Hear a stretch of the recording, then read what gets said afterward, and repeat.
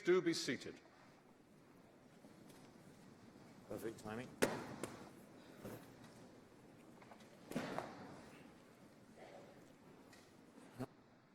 As Secretary and Clerk, it is my privilege and pleasure on this beautiful autumn day to welcome you to this graduation ceremony.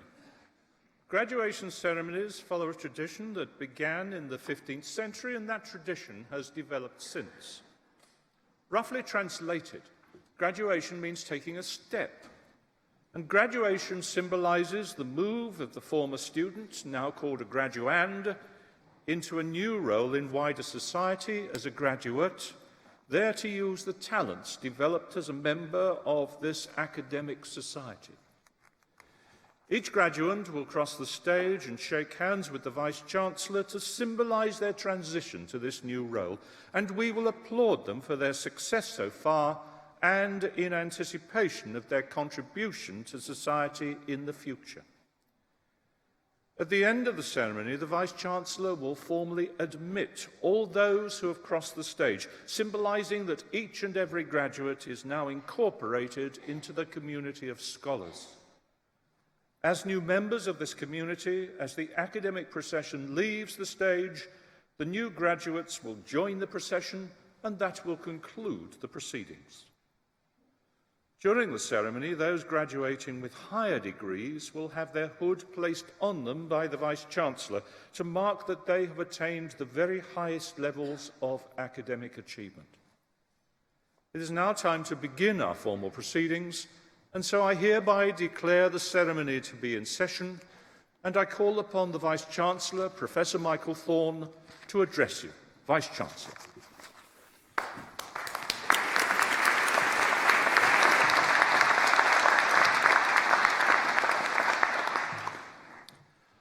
Honorary graduands, distinguished guests, ladies and gentlemen, I'm delighted to welcome you all here today to join in this special day, a day in which we celebrate your achievements, the class of 2015. For most of us, graduation is a once-in-a-lifetime experience, so I do hope you'll enjoy it. But perhaps those here today whom it will most please are those who have supported you during your studies. Parents, partners, children, and friends. To all of you, we say, we couldn't have done it without you. Thank you so much for your part in our success. You may have heard the news that we were declared UK Entrepreneurial University of the Year by the Times Higher Education magazine. The citation for the award listed a particular set of our achievements. The delivery of our degree-level programmes in the workplace for such international brands as Timberland, Specsavers, UPS, Harrods, Volvo, Wilmot Dixon, Barclays Bank, the Army, Navy and Air Force, the Port of Tilbury and Tamdown Triconics. The steps we take to enable our own students to graduate and start their own businesses, and hundreds of them do. And the fact that through our subsidiary Ixion Holdings, we have helped more than 9,000 long-term unemployed people start their own businesses, more than 66% of which have passed the all-important 6-month survival test. The help we've given governments who wish to improve their rate of new business creation in Romania, South Africa and Uruguay. The success of our postgraduate medical institute, set up as a partnership with all the hospitals in Essex, among others. Not only its success in research, we're running £5 million worth of clinical trials, but also because it now offers 5 master's degrees in surgery. And it recognised the establishment of our science park, what we call the MedTech campus, which is 120 acres of land located in Chelmsford, Harlow and Southend-on-Sea, and which should lead to the creation of 12,500 jobs for Essex. The news of the award of Entrepreneurial University of the Year, and I do like saying that, came hot on the heels of the latest official statistics, which showed that within 6 months of leaving us, an Anglia Ruskin graduate has a 9 out of 10 chance of getting a job, a better chance than most other graduates of securing a permanent job, and is likely to beat the average national graduate salary. Not to mention the outcome of the 2015 National Student Survey, in which our students expressed record levels of satisfaction with their courses and placed us in the top 20% of UK universities, both for lecturers who are good at explaining things and who make their subject interesting. In December 2014, the government announced the outcome of its most recent official assessment of university research nationwide. We increased our previous 8 areas of officially world-leading research to 12 areas of world-leading research. They are allied health professions, architecture and built environment, art and design, business and management studies, communication, cultural and media studies, English language and literature, geography and environmental studies, history, law, music, drama and dance, psychology, and social work and social policy. On the subject of research, our Global Sustainability Institute is a founding partner of the new Centre for the Understanding of Sustainable Prosperity, which was launched thanks to a £6 million research grant, hot on the heels of which came the announcement of a further £4 million to develop an energy modelling tool, working with partners across the whole EU. Dr. Peter Brown from Life Sciences has published the history of how the harlequin ladybird has spread throughout the UK. The harlequin first arrived here in the UK 10 years ago and is described as the most invasive ladybird on Earth.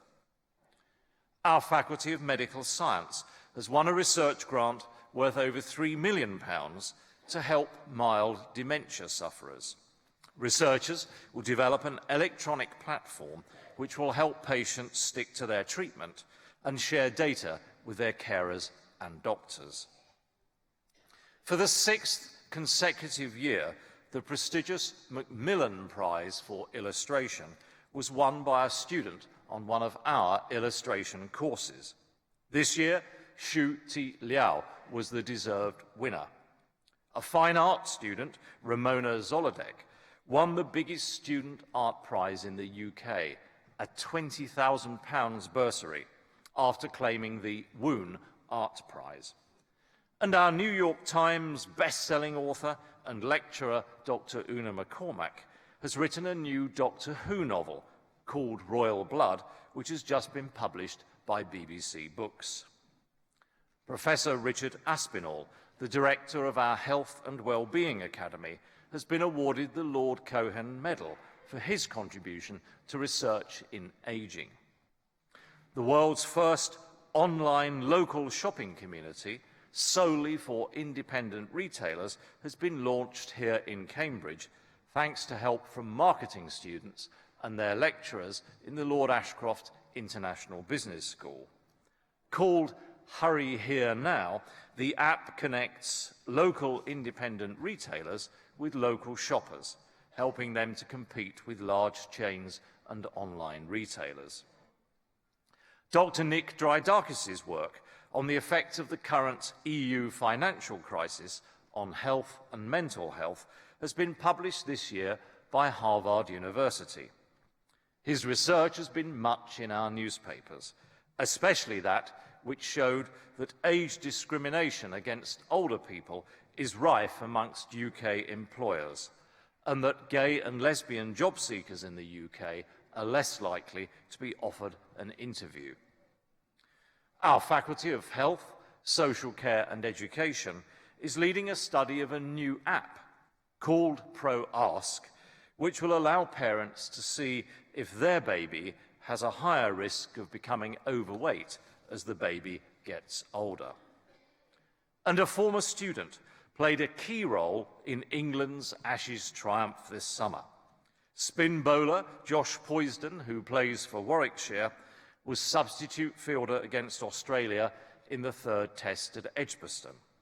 Josh, a former sports coaching and physical education student, caught Mitchell Starc to end the Australian innings, and England sealed victory later that day. I bet the Australians are glad that there's no former Anglia Ruskin student in the rugby team. We now have over 16,000 students studying for Anglia Ruskin Awards off-site and at a variety of locations around the world. It's 25 years since we began delivering degrees in other countries, starting with College PTPL in Penang, Malaysia. Now we have students in Botswana, China, Germany, Hungary, India, Malaysia, Malta, Singapore, Sri Lanka and Trinidad. Over the last 10 years, we've spent more than £150 million on new buildings. And the most recent of these, for the Faculty of Health, Social Care and Education, opened last month here in Cambridge. During the summer, work started on our £45 million new building for the Faculty of Science, also here in Cambridge, while major lab refurbishments took place in Chelmsford, ready for our new degrees in paramedic science and for pharmaceutical and physician associates. Now, before I close, I should like to take this opportunity to thank the members of our Board of Governors for their unstinting support and advice. But most importantly of all, I want to take this opportunity to offer my deepest thanks to the staff of Anglia Ruskin University, each of whom, directly or indirectly, has made an enormous contribution to your success. Everyone here today owes all our staff a huge debt of gratitude, and I think we should show our appreciation in the normal way.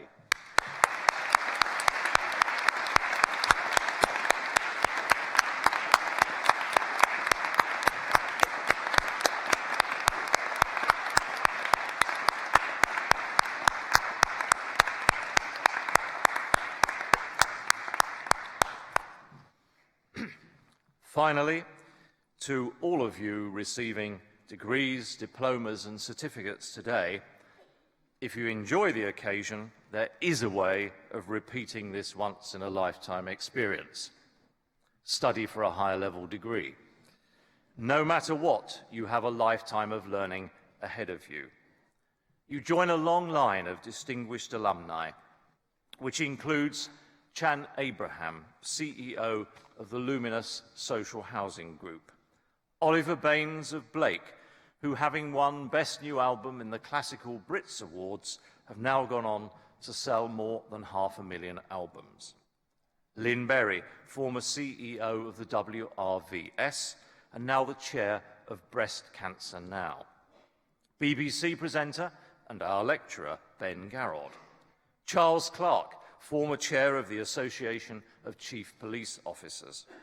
TV presenter Nick Crane of Coast, Mapman and Great British Journeys.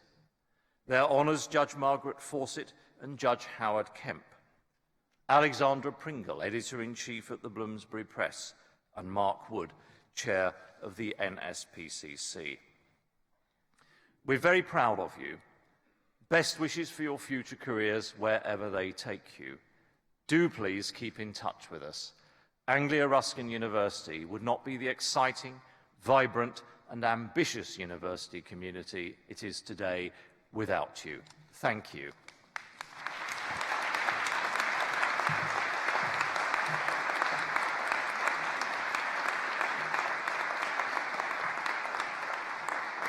Thank you, Vice-Chancellor.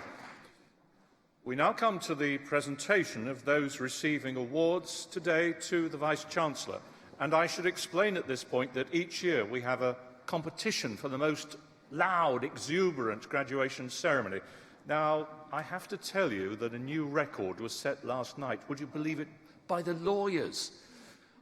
The Vice-Chancellor thinks you can do better than that. I'm not so sure. Let's see how we go. I now call upon Pro-Vice-Chancellor and Dean Dr. Ruth Jackson to read the names of those who will be presented from the Faculty of Medical Science. Dr. Jackson. Vice-Chancellor. It is my pleasure to present to you the graduands from the Faculty of Medical Science. For the award of Diploma of Higher Education Operating Department Practice, Jade Alderson. Matthew Batten. Rosie Garrison. Monica Higson. Danny Lewis Johnson. Edward Knight. Joseph Jonas Martinez. Laura Amy O'Halloran. Natalie Patterson. Robin Patterson. Marion Shaw. And Hannah Taylor.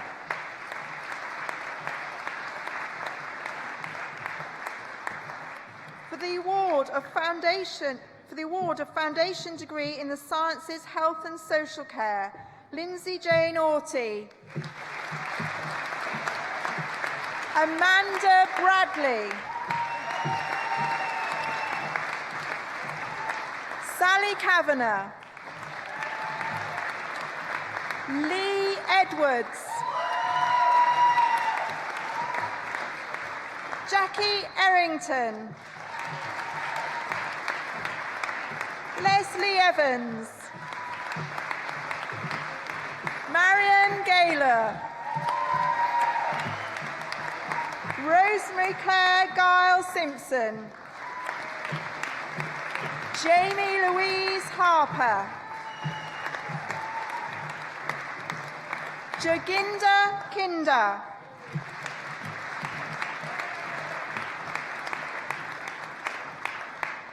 Sarah Vanessa Lapworth. Lorraine Victoria Ledger. Wendy Matthews. Katie Louise McHugh. Emma Jane Meacher.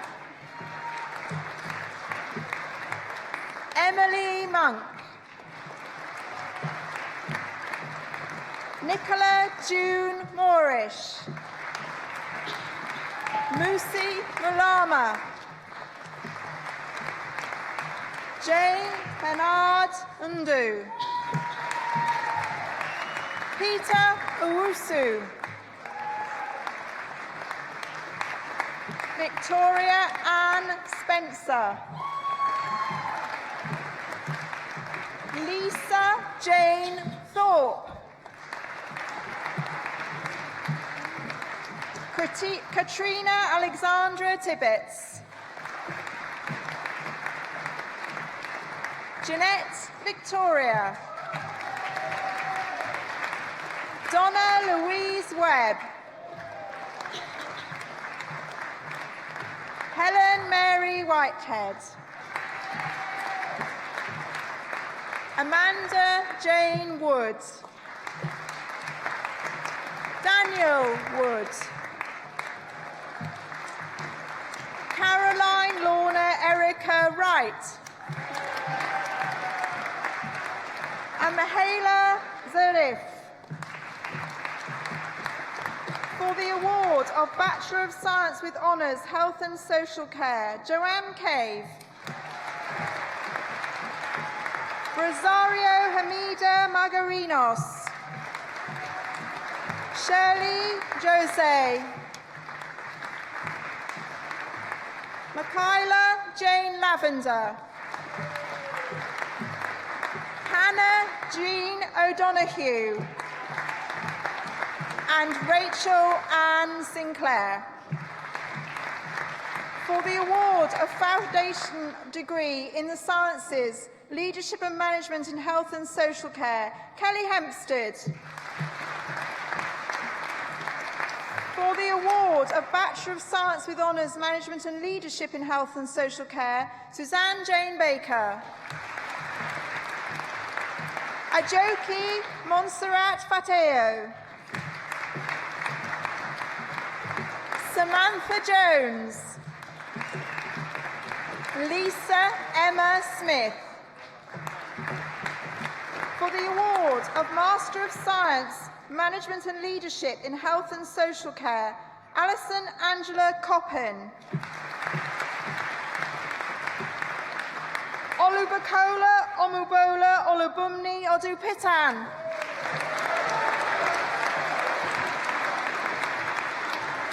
Adibawola Abdul Kadir Aboye.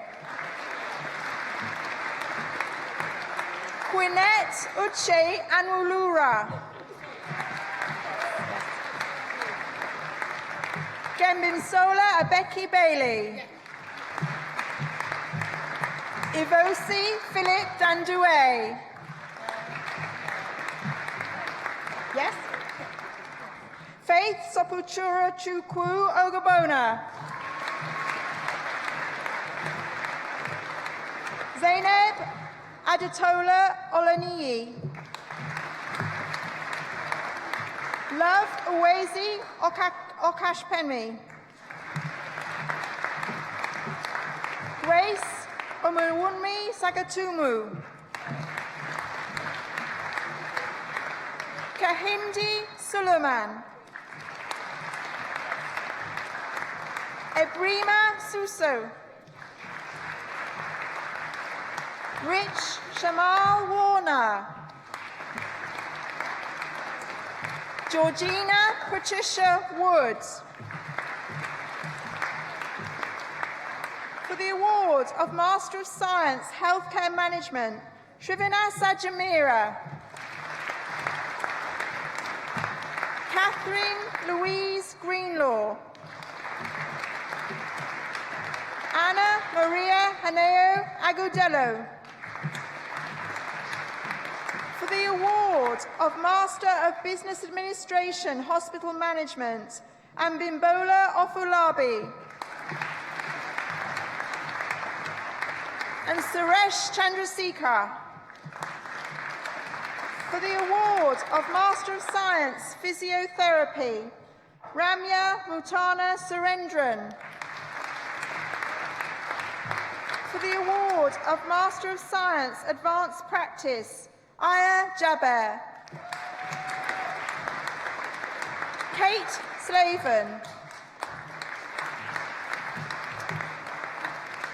For the award of Bachelor of Science with Honours, Healthcare Sciences, Physiological Sciences, Fararia Mohammed Aden.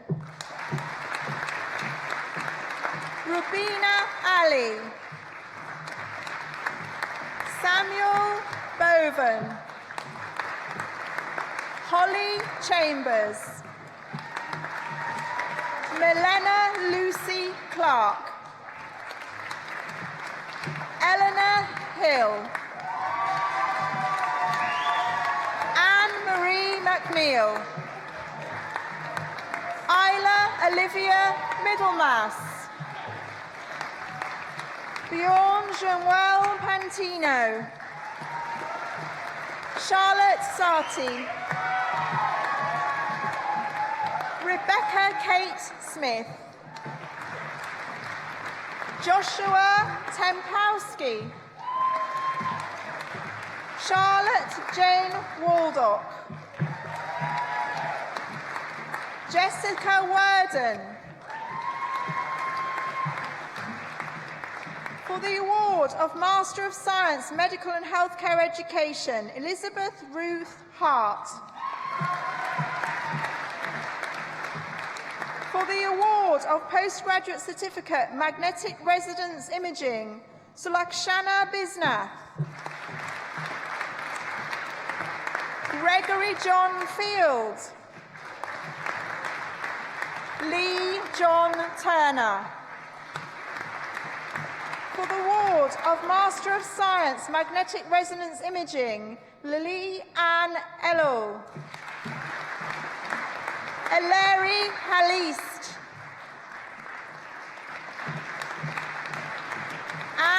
Julie Krogh.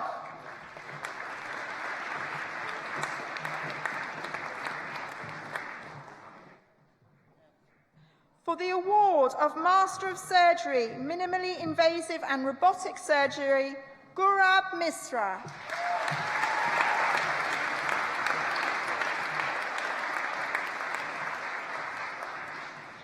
Vice-Chancellor, it is my pleasure to present those who have been awarded higher research degrees. For the award of Doctor of Medicine by Research with a thesis entitled Effective Electronic Health Records for Glaucoma, John Edward Armand Sumner.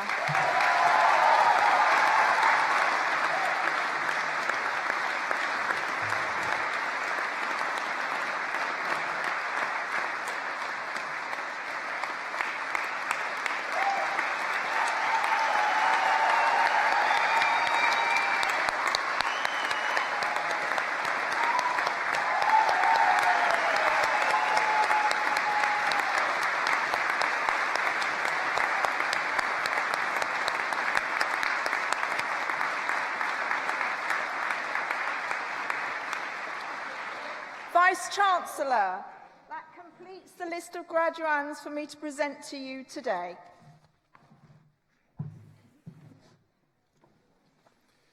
Each year, Anglia Ruskin University makes a number of honorary awards to individuals outstanding in their field of endeavour, who we hope will serve as an inspiration to those of you crossing the platform today. Their stunning achievement should motivate us all by reminding us that we should see our own success to date but as a starting point. They pose the question, shouldn't we too aspire to success like theirs? I now call upon Nikki Kershaw, the University Librarian, to read the citation for the award of Honorary Fellow of the University to Andy Hepworth.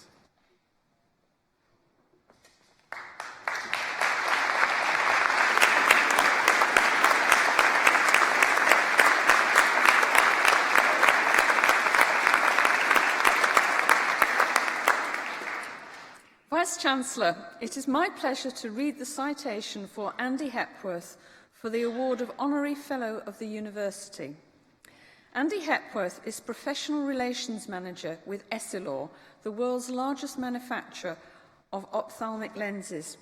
He sits on the board of directors for the Federation of Manufacturing Opticians and on the editorial panel for the international ophthalmic optics publication Point de Vue. In 2014, Andy was awarded an ABDO Medal, the Association of British Dispensing Opticians, for the exceptional services to the optical community, the youngest person to be awarded this honour. Respected Anglia Ruskin alumnus. He attended our university between 1993 and 1996, and after graduating with a 2-1 in optical management, Andy joined Dolland & Aitchison in Cambridge as a practice manager. Then, in 1998, he joined Essilor as a lens account manager based in the southeast. However, Andy harboured aspirations for a more technical role, and in 2003, his passion for detail quickly earned him a reputation as a leading authority on spectacle lens design, coatings and manufacture. A core part of Andy's role was also to develop strong links with colleges and universities, and this enabled him to build on his relationship with us, collaborating on research trials of lens products and keeping both staff and students appraised of developments in the lens industry. His role at the cutting edge of ophthalmic lens development has furnished him with an extensive technical knowledge, and many of our optometry and ophthalmology teaching staff have benefited from his expertise in recent years. Andy has provided close support on our ophthalmic dispensing foundation degree, and he's a regular presenter to students in years 2 and 3 during their residential sessions. He has also been a staunch supporter of our University Eye Clinic, ensuring Essilor have remained as a prize sponsor and attending graduation ceremonies to present the award. Andy has made a significant contribution to Anglia Ruskin over many years. He has been an inspirational role model for our students, and this award gives us the opportunity to recognise both his achievements within the industry and his ongoing support for our students and staff. Vice-Chancellor, it is my pleasure to present Andy Hepworth for the award of Honorary Fellow of the University.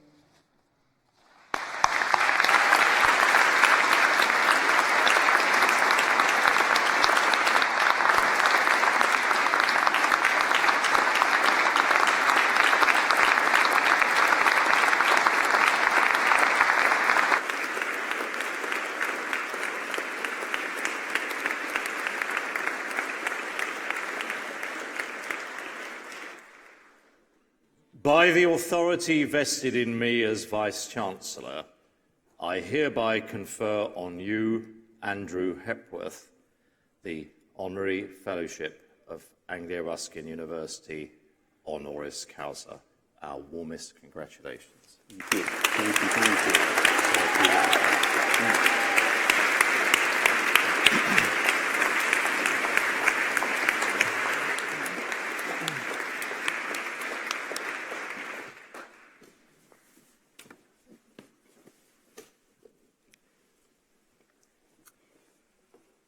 Vice-Chancellor, students, honorary awards.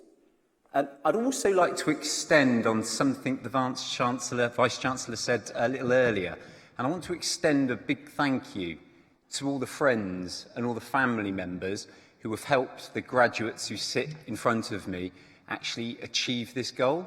So thank you very much, friends and family. A round of applause.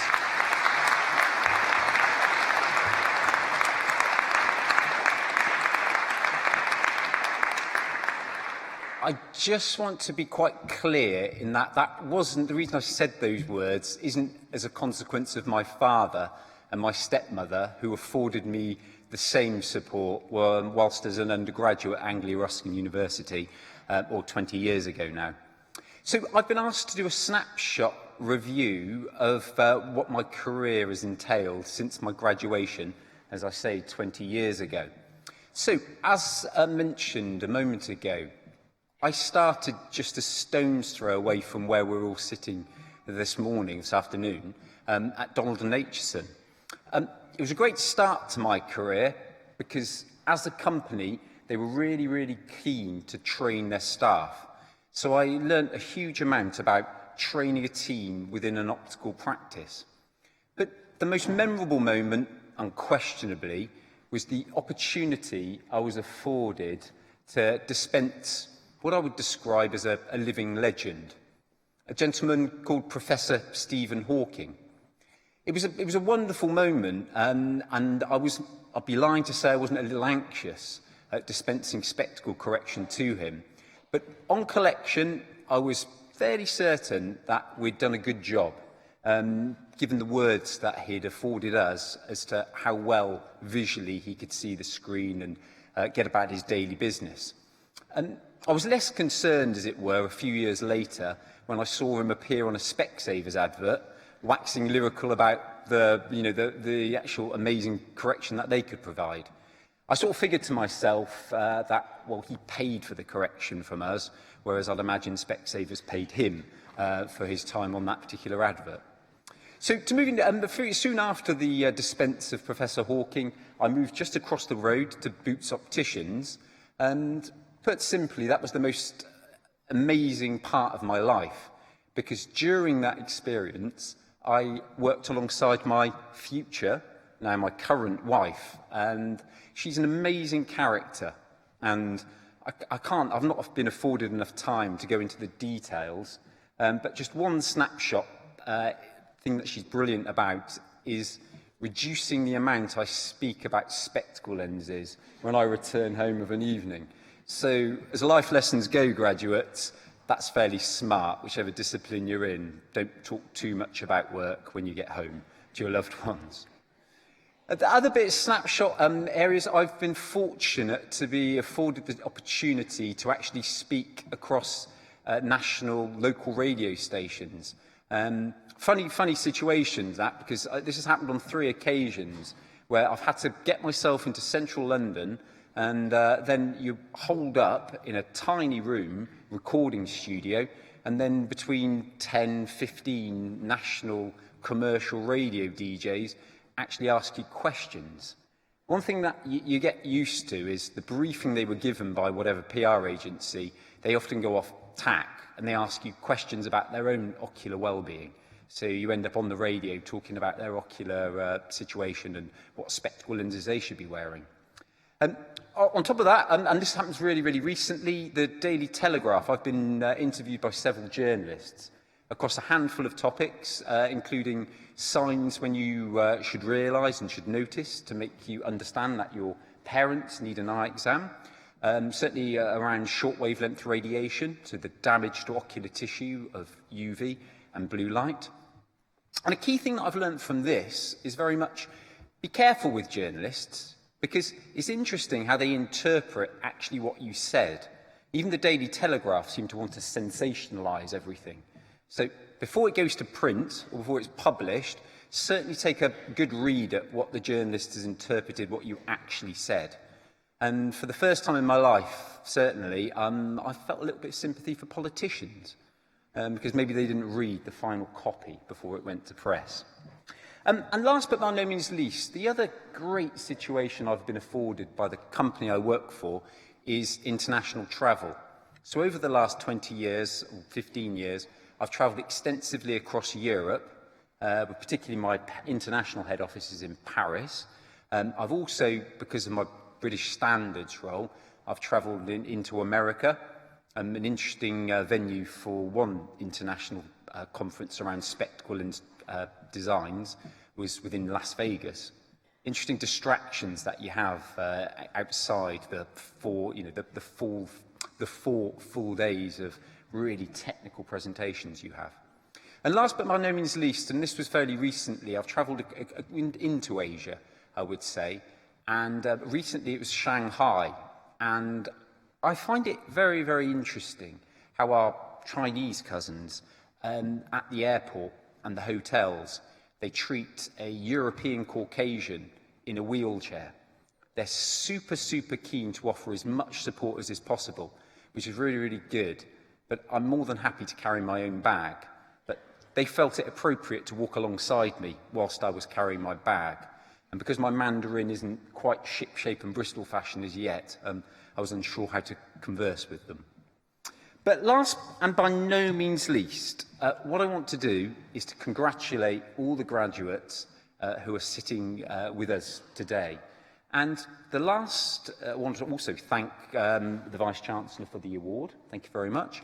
And my last closing words will be, whichever route you choose, whether it be face-to-face, dealing with actual clients, whether you are actually in a lab doing some research, whether you stay within the academia framework, as it were, whichever direction you actually choose, just know that you're at the start of what will unquestionably be an incredible journey. So, best of luck with your careers.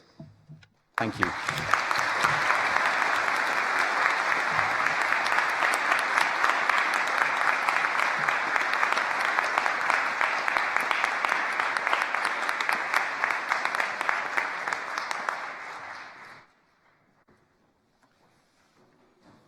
We now continue the presentation of those receiving awards today to the Vice-Chancellor, and I call upon the Pro-Vice-Chancellor and Dean, Professor Eamon Strain, to read the names of those who will be presented from the Faculty of Science and Technology.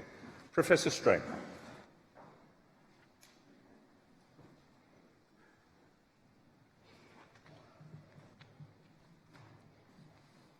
Vice-Chancellor, it is my pleasure to present to you graduates from the Faculty of Science and Technology. For the award of Foundation Degree in the Sciences, Bioscience, Hannah Court. Alessandra Di Graziano. Carol Harris. Grace Makwanga.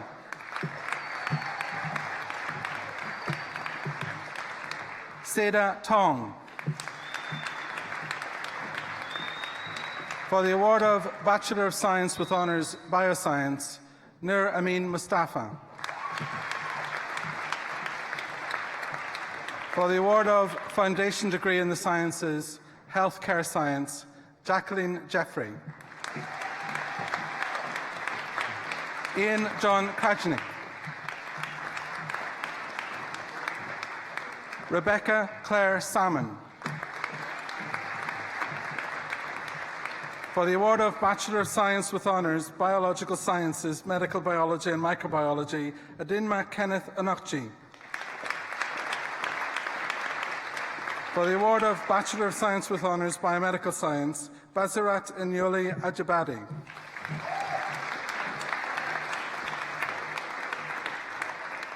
Hawa Nasser Al-Hassan.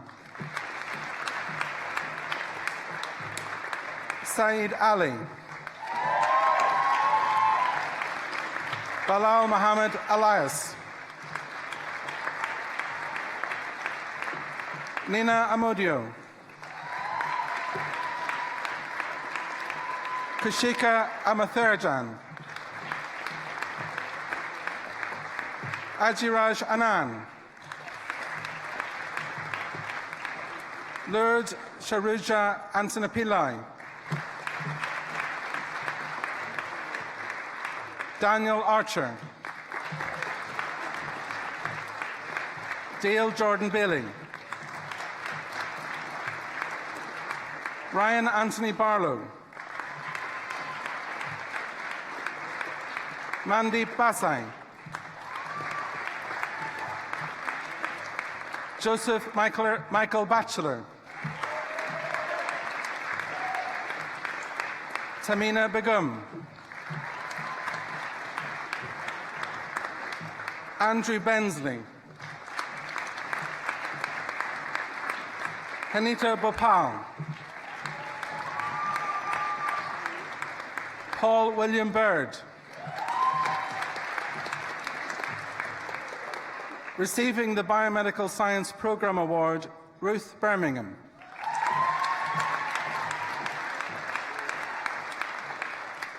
Nida Belluri.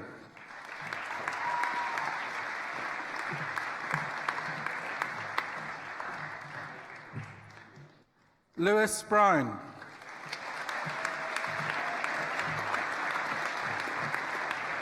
Nicola Deborah Brown. Ryan Kahn. Thomas Charwood. Acacia Clark. Michelle Iris Concepcion.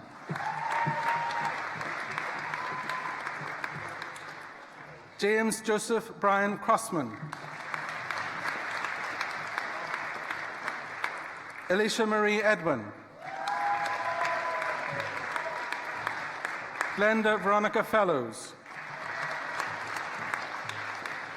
James Fiddeman. Dominic Grant Furness. Krishna Nanaseelan. Justina Gajeka. Erin Halls. Shakila Imafadon. Kiran Iqbal. Rita James.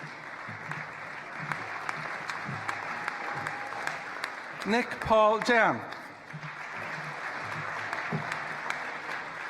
Dan Yang. Daniela Justina Johnson.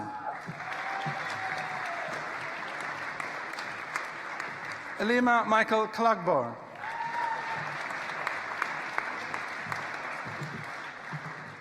Kirsty Malhotra. Mariah Matthew. Owen Joseph MacDonald.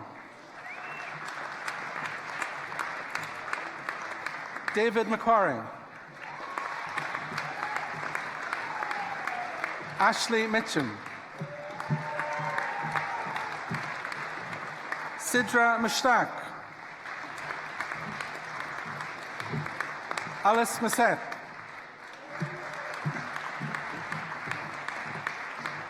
Angela Namburu. Mariam Nouri.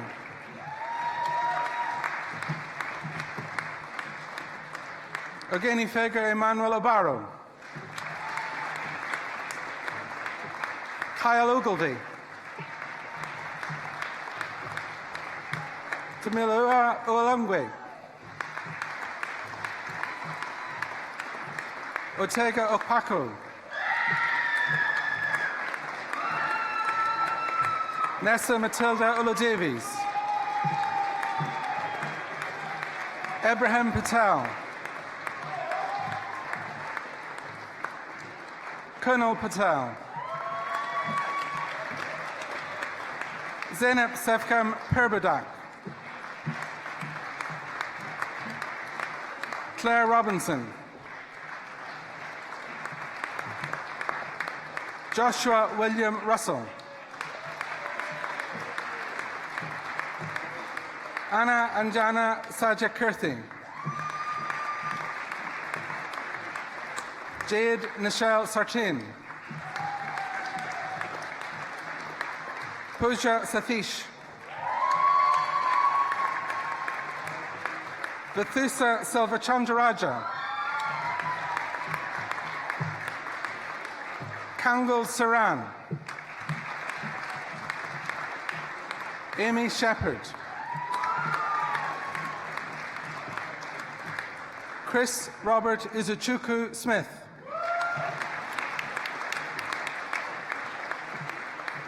Ashley Chantel Stewart. Erica Jane Streeter. Receiving the Institute of Biomedical Science President's Prize, Sandra Sobral Sullivan.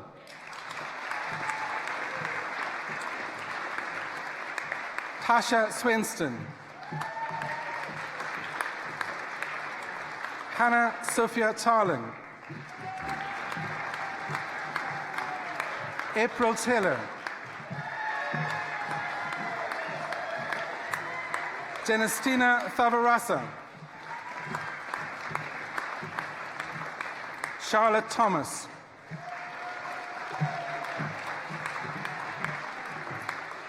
Jepsy Thomas.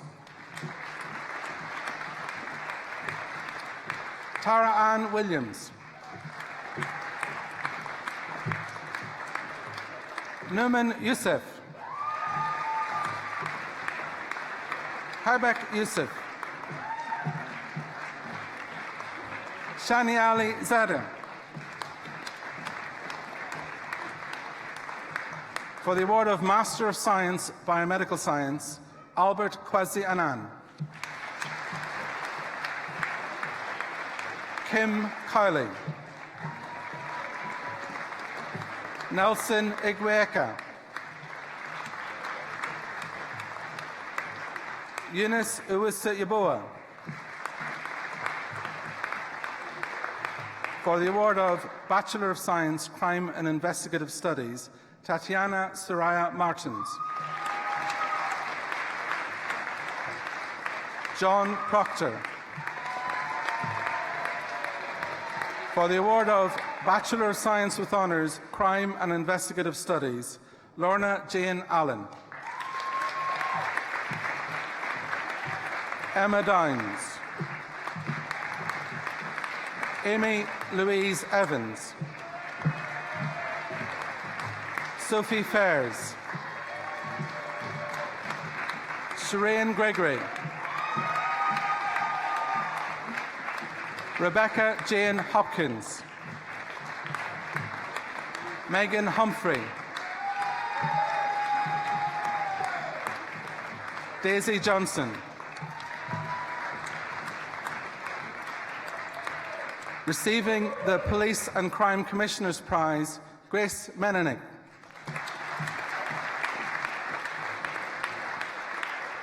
Maria del Carmen Obiede Igbenova. Lizzie Quinn. Blanca Cecilia Rodriguez Martinez. Charlotte Scott Davies.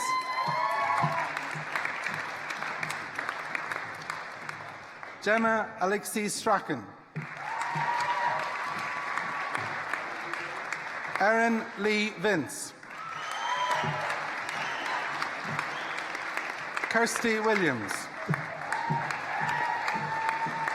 Samia Nasser Abdullah Al Yatim.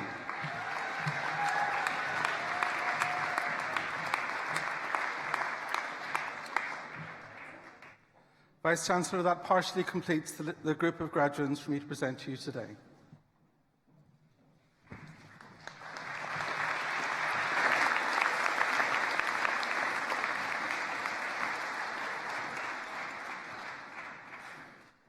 We now come to the second of our honorary awards today, and I call upon Julie Walkling, Director of Student Services, to read the citation for the award of Doctor of Science honoris causa to Sir Tim Smit, Knight Commander of the Most Excellent Order of the British Empire.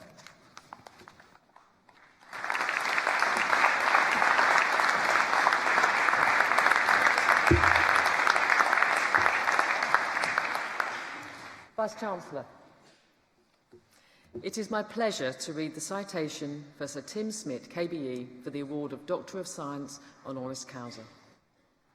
Sir Tim Smit, KBE, is an entrepreneur, author, educator, motivational speaker, social campaigner and co-founder of the Eden Project. Born in Scheveningen in the Netherlands, Sir Tim came to the UK as a young child, attending Cranbrook School in Kent before heading up to Durham University, where he studied archaeology and anthropology. After graduating, he took the conventional step of accepting a role as an archaeologist. Yet it wasn't long before his career took a rather unconventional turn, as he switched his focus to the music industry. For the next 10 years, he worked as a songwriter and producer in rock and pop, winning 7 gold and platinum discs along the way. In 1987, Sir Tim moved with his family to Cornwall, and it was here that during a failed attempt to purchase some land to raise pigs, he learned of an opportunity to acquire an alternative site, one that turned out to harbour the lost gardens of Heligan, the dilapidated estate of the Tremaine family. Together with partners John Nelson and Rob Poole, Sir Tim launched a project to restore the once magnificent estate to its former glory. The site first opened its doors to the public in 1992, and last year the gardens welcomed their 5 millionth visitor. Today, the project covers 300 acres of land where gardeners work in harmony with nature, protecting and enhancing a wide range of habitats, and has been voted the nation's favourite garden. In 1995, not content with revitalising Heligan, Sir Tim began to dream of another even more ambitious project, to convert a redundant clay pit into a collection of biomes, enormous spheres constructed to house plants from diverse environments around the globe. Such epic projects don't happen overnight, so over the next 7 years, Sir Tim worked with countless partners to design and build a truly unique venue, the Eden Project. When it opened in 2001, the Times called the Eden Project the 8th wonder of the world. Yet it is far more than a mere structure or visitor attraction. Eden encompasses transformational social and environmental projects. It supports conservation projects around the globe. It promotes healthier, more sustainable lifestyles. It plays host to art and music events, and through projects like the Big Lunch, which has grown from 750,000 participants in 2009 to 7.29 million this year, it promotes a sense of community, friendship and fun. Today, the Eden Project is a global brand that attracts, delights, surprises and inspires visitors from around the world. In 2013, Sir Tim took a step back from the day-to-day operations of the Eden Project, taking up the role of Executive Chairman of Eden Regeneration, the corporate entity responsible for delivering projects under the Eden umbrella, such as a collaborative project between Eden and Cornwall College that seeks to facilitate the teaching of sustainable and environmentally friendly construction methods. Sir Tim's vision is to create a radically innovative learning environment that is a centre of excellence for training in low-carbon construction technologies. More importantly, he leads Eden's international growth and has the ambition to open an Eden on every continent of the world within the next 5 years. Presently, Eden is scheduled to build in China and British Columbia and is close to finalising a project in New Zealand. Over the past 15 years, Sir Tim Smit has received an impressive array of awards and honours, including the Royal Society of Arts Albert Medal. In 2002, he was awarded an Honorary CBE. In 2007, he was voted Great Britain of the Year in the Environment category of the Morgan Stanley Great Britain's Awards. In 2011, he was appointed Knight Commander of the Most Excellent Order of the British Empire. Anglia Ruskin University has enjoyed a close relationship with Sir Tim and the Eden Project for some years. Eden is a partner on our Sustainability MSc programme, and Sir Tim has devoted significant time to present to our students during their residential trips to Cornwall. By recognising Sir Tim's achievements, we have the opportunity to cement links between the Eden Project and our university, and specifically our Global Sustainability Institute. As a remarkable business leader and an inspirational campaigner for a brighter future, we're delighted to welcome Sir Tim Smit to our Anglia Ruskin community. Vice-Chancellor.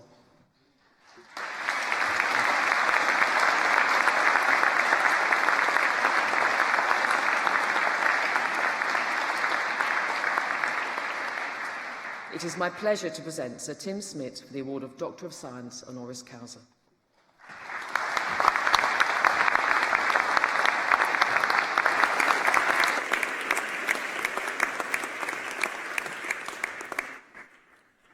By the authority vested in me as Vice-Chancellor, I hereby confer on you, Sir Tim Smit, the degree of Doctor of Science Honoris Causa. Our warmest congratulations. Thank you very much.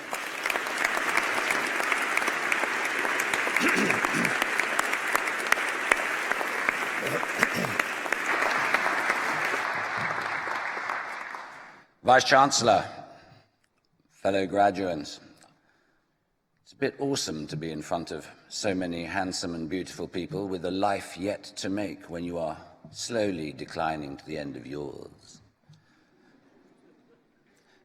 I wondered what I should say because the letter that was sent to me inviting me to this very prestigious position said, would you perhaps say a few words that are uplifting to let people go off into the afternoon with some nice thoughts? Then I thought, no. When you get to be 61 years old, which is what I am, and you look back on a life, there are a number of things you've learnt that you'd like to pass on to people that aren't that polite. The first thing I would tell you all in this room is don't waste a single second of your life trying to be the person your parents want you to be. Because by the time you're their age, you'll discover they didn't have a clue. I speak as a parent. The other thing I would say is to trust your instincts. By golly, trust your instincts, because the people you have to defend yourself against are the people I like to hurt. You know what they're called? They're called negative people. When you see one, kill them immediately because they are alien spawn.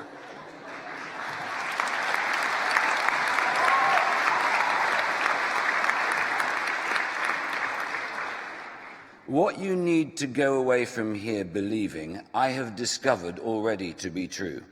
At most of your ages now, you probably believe that there's a phrase which is your olders and betters. Forget this, there are just olders. There are no ceilings. When you get to be 61 years old, you find a tremendous disappointment that those that you thought were most suited to govern you and to lead you in all respects are usually imposters. There is nothing in your way to having the life you want to have. The other thing is the tremendous terror when you leave here. I don't know yet what I want to do, so I'm going to grab that. I bet you most of you feel that. You know, I only discovered what I wanted to do when I was 37 years old. It's amazing. Everything else that happened was an accident. I just grabbed accident after accident after accident. And you know what? Marvelous things do not happen by meeting the people you need to meet. Marvelous things happen by meeting the people you didn't know you needed to meet. People in high places are not the people you need to know. They are the right people in low places you need to know.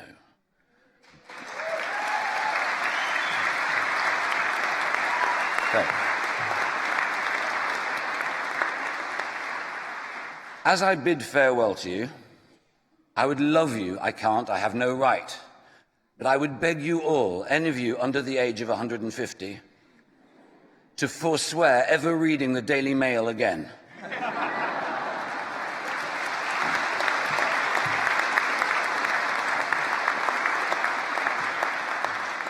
And I say this because we are amongst scientists. And did you realize that almost every major media organization in the world is owned by an arts graduate? That's why you have science correspondents, those people in the corner that say a few interesting things about getting fat. Yeah? Now,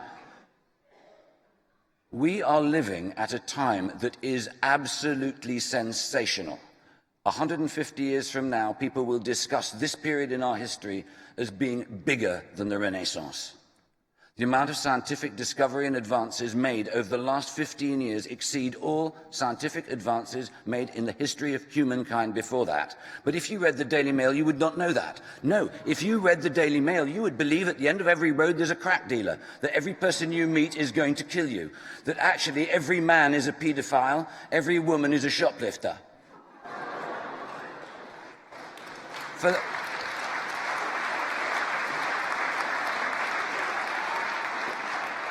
It is not true. We live in miraculous times. It is better to be alive today than at any time, ever, ever, ever.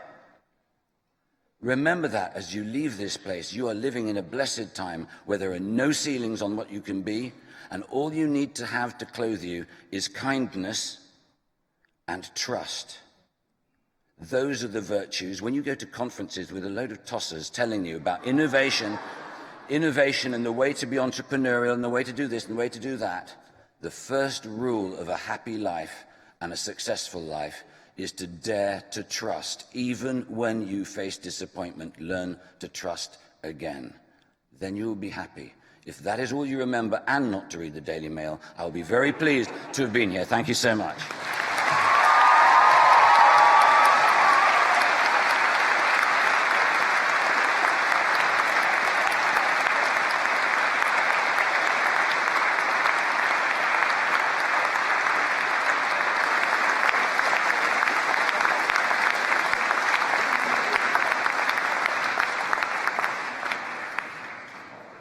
Follow that.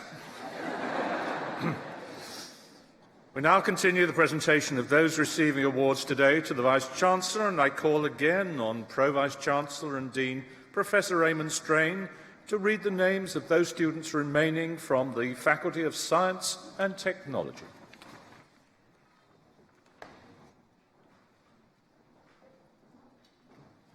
Vice-Chancellor, it is my pleasure to continue to present to you graduates from the Faculty of Science and Technology. For the award of Bachelor of Science with Honours Forensic Science, Susan Anderson. Dean Anthony Bowyer.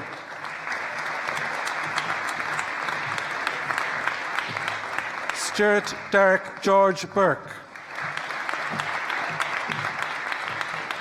Receiving the Royal Society of Chemistry Prize, Louise Jane Crossley.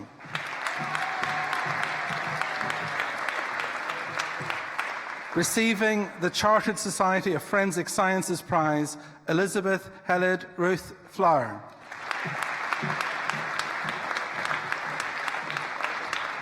Receiving the Forensic Science, Crime and Investigative Studies Programme Prize, Leanne Shanice Freud.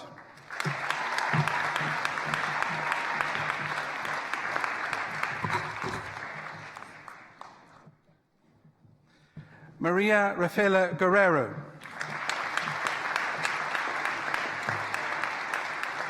Hannah Hicks.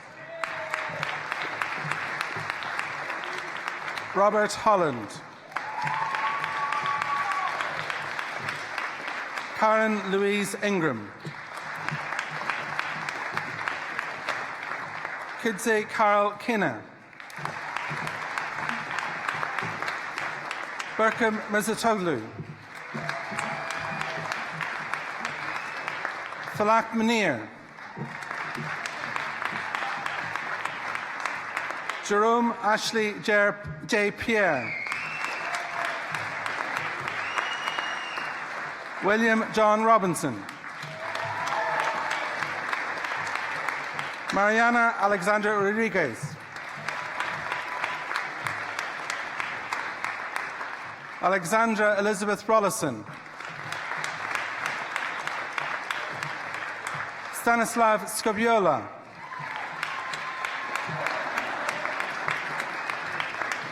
Zoe Sharp.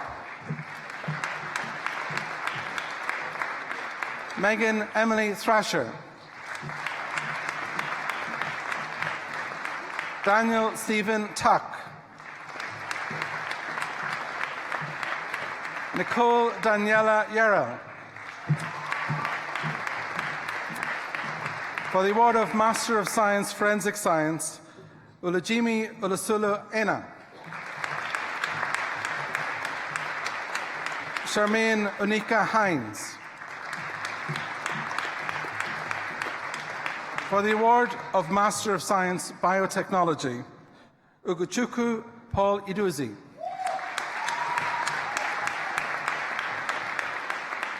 Nagwa Mohammed Rashid El Sanusi.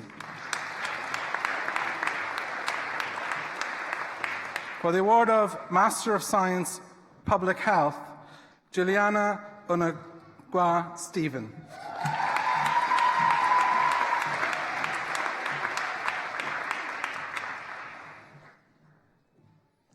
Vice-Chancellor, it is my pleasure to present to you those who have been awarded higher research degrees. For the award of Doctor of Philosophy, with the thesis title, The Synthesis, Analysis and Characterization of Piperazine-Based Drugs, Chipu Kulia.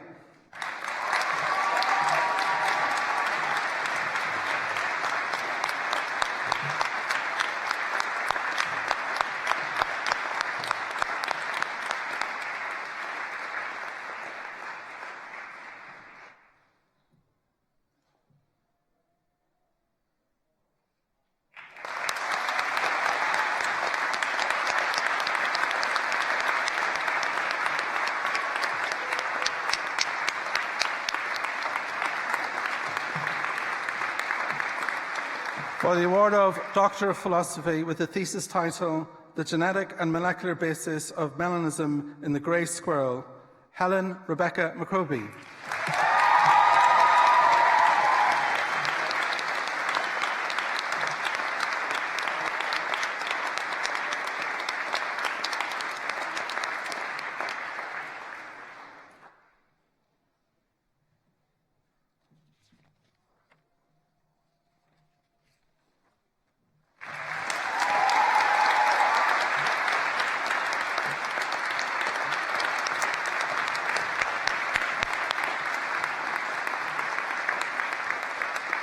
For the award of Doctor of Philosophy with the thesis title, Simultaneous Detection of Drugs of Abuse in Wastewater Using Gas Chromatography and Mass Spectrometry, Ellen Masili Mansunguli.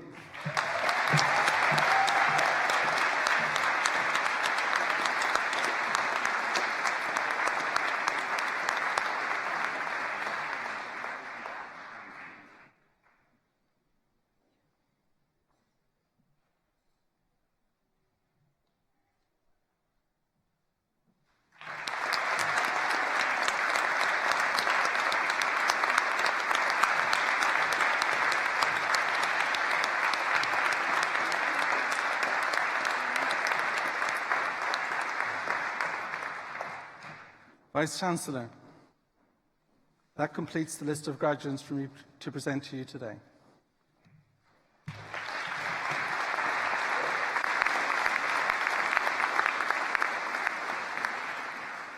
We're now nearing the end of the ceremony, but first I would like to ask Matthew Batten, one of our wonderful new graduates, to come to the podium to propose a vote of thanks on behalf of those receiving awards today. Matthew.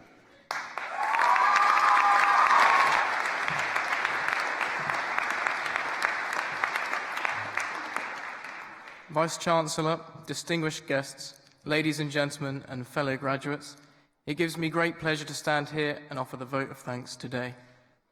Firstly, on behalf of all the graduates of the faculty, I would like to offer a huge thank you to the staff who work tirelessly in the name of academia, to the senior staff and to the lecturers whose years of both knowledge and experience have been the pure inspiration and treasure passed down to all of us over the recent years.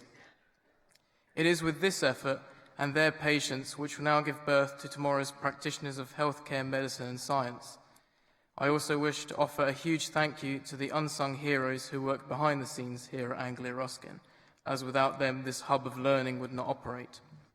Lastly, to the guests, the family and the friends who are gathered here today to witness a cornerstone of many people's lives. So thank you. If it wasn't for their support, it would have sure been difficult for all of us here to be able to study and juggle life's curveballs as students. For those who can relate to this, we are truly indebted and will continue to do you all proud. To my fellow graduates, take with you the experience that you've had here these past years. I think I can speak for most here when I say that the challenges of studying and practicing in healthcare, medicine and science are many, from the student lifestyle of scraping pennies to witnessing people at their highs and lows in healthcare and medical and science settings. Remember that we all make a difference to these people, and I think that I can say that everybody here will be developing further in the coming years. As professionals in healthcare and medicine and science, it is important that we continue to develop our skills, not just for our own sakes, but that of many others that rely upon us. Job roles and responsibilities change, but our passion and our caring nature shouldn't. And as we set out on our chosen paths in health, I will implore you to remember one word: compassion. And those who are familiar with the NHS Constitution will know that compassion is a major key point, and it's compassion to whom we serve, which is our fellow human beings, all of us. It's been my sincere pleasure to deliver this short speech here today. Thank you.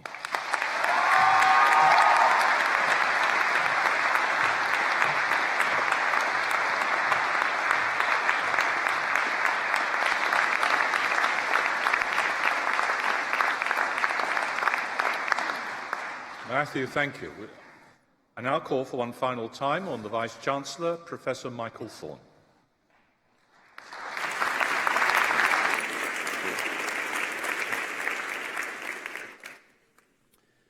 And now, will all those who have been presented to me today and have crossed the stage, will you now please, if you can stand, will you stand?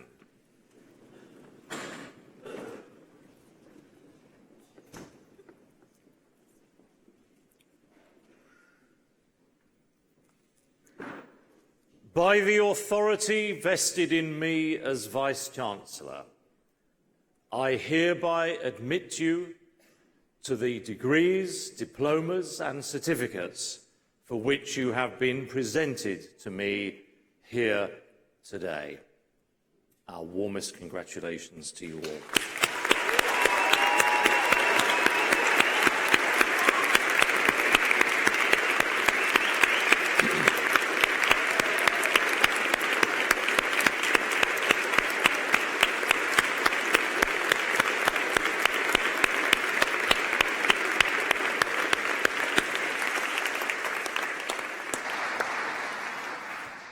Ladies and gentlemen, that brings us to the end of the ceremony, and I declare the proceedings closed. Will you please now all stand for the academic procession?